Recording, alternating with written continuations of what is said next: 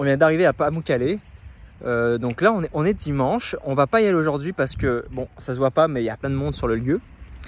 Donc on va y aller plutôt demain matin pour être un peu plus tranquille et pouvoir profiter un peu du lieu sans qu'il y ait cet amas de touristes. Et je crois que c'est le lieu de décollage de ballons aussi ici. Donc ça pourrait être chouette de faire des photos pendant le décollage des ballons.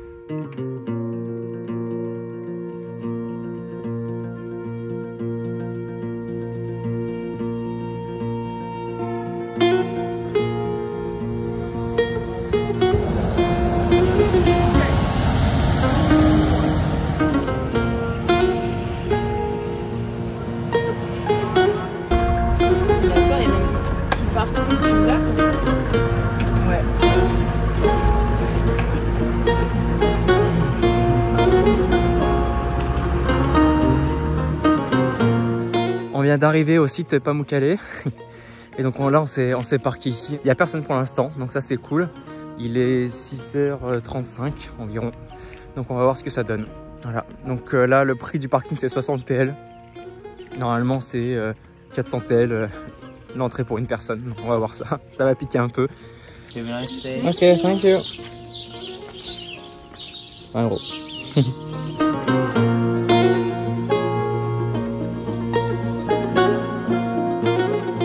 Toutes les turbines sont fermées. Il n'y a pas d'eau à 6h30, wesh. Bon, on a trouvé l'eau. Et elle est chaude. Voilà. C'est agréable, c'est trop agréable. Oula, par contre la roche, c'est pas seulement agréable. Je répète, la roche n'est pas agréable. Mais l'eau chaude le matin, bon, ça glisse. Ça glisse, ça peut glisser. Ça glisse, faut faire attention.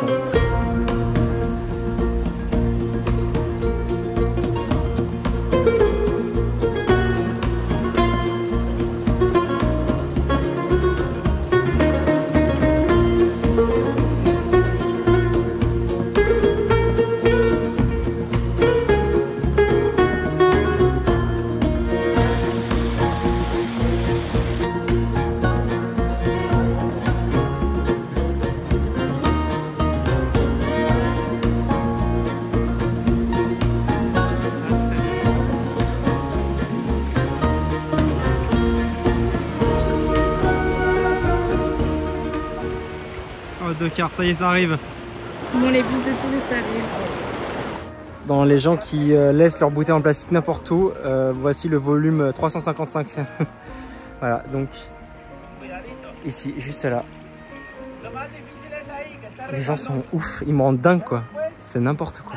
Et moi, ce que je craignais le plus finalement, c'est que ce soit très dégradé par la masse touristique. Et en fait, alors, je suis pas connaisseuse, mais la roche et tout a pas l'air si abîmée. Il y a des endroits qui condamnent, j'imagine, pour mieux protéger. Donc je trouve que finalement, c'est pas si pire. Il y a un truc aussi dont on est plutôt content, c'est qu'en fait tout autour de Pamukkale, c'est pas... Il n'y a pas des aménagements de ouf, il n'y a pas des grands hôtels sur plusieurs étages, la vue est assez bien dégagée. Et même tout autour, voilà, ça reste, il y a des ruines, il y a des montagnes. Là où on était hier, on était vraiment à côté de la ville et on restait quasiment en pleine nature. Il y a juste une petite ville, quoi, avec des hôtels, des restaurants, mais c'est pas très gros en fait. Donc ça va, je trouve que... Ça a peut-être un rapport avec le fait que ce soit classé à l'UNESCO. Et du coup, j'imagine qu'il doit y avoir un cahier des charges sur les sites de l'UNESCO dans le périmètre. Ouais. Une limite de hauteur ou des trucs comme ça quoi. Peut-être. En tout cas c'est cool. Donc là on est à la piscine de Cléopâtre. Voilà. C'est une piscine avec des ruines à l'intérieur. Il y a des gens aussi non? Et il y a 2-3 gens ouais. Et pourquoi il n'y a que 2 gens Chou? Ben parce qu'il est encore tôt. C'est surtout payant non? Bah oui c'est payant évidemment. Donc là on est en direction du théâtre antique. Comme vous pouvez le voir, c'est toujours très nature en fait autour de nous.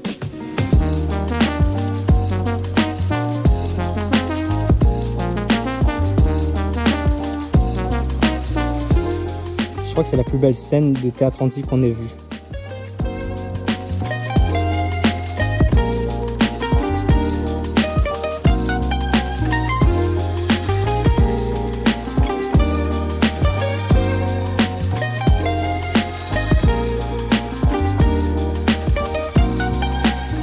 on allait partir et en fait on se rend compte qu'on n'a pas fait le musée.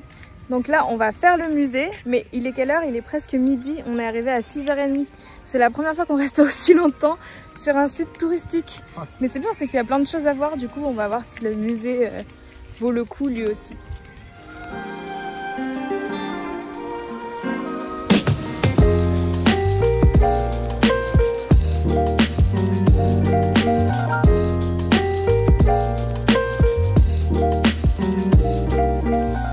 Bon allez, on rentre au parking, on va vous faire une petite conclusion du coup de ce lieu touristique à 20 € l'entrée. Vous connaissez notre radinerie, mais là on trouve que finalement ça va, ça vaut le coup.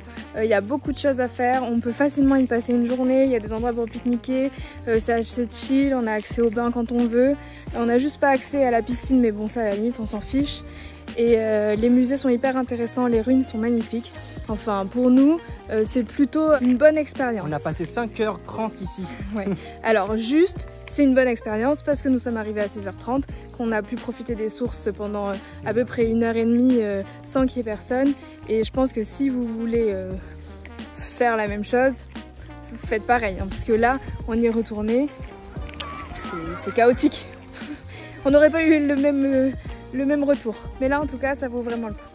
Voilà, et donc là on se dirige vers le camping-car et puis on rejoint Stéphane, un voyageur qu'on a rencontré hier. On va le retrouver, on va partager un petit repas avec et puis voilà, la journée continue. Allez, 2 de plus. 2. 17. Pas mal. Je prends pas de risque.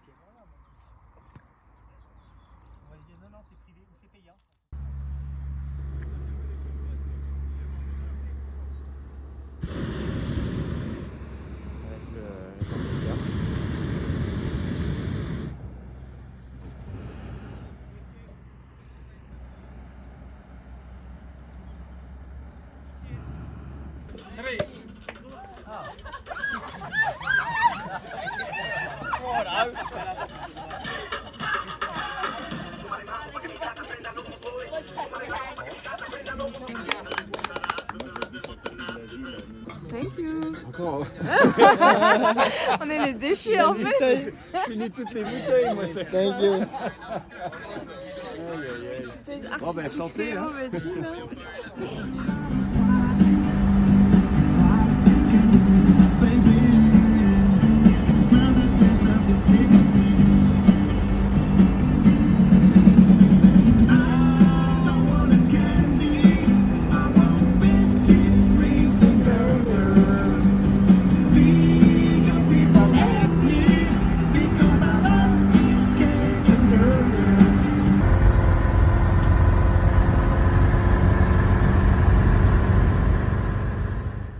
Ce matin, petit réveil au bord du lac Marmara qui se trouve juste là.